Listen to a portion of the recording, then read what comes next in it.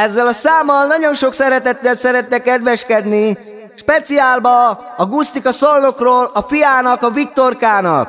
És nem utolsó sorban a Noémi, az édesanyukád is szeretne neked nagyon sok boldog szülinapot kívánni, és a kisöcséd, a Brandonka. És nem utolsó sorban a nagyszüleid és a keresztszüleid is kívánnak neked nagyon sok boldog szülinapot. Vágtál le, Taver?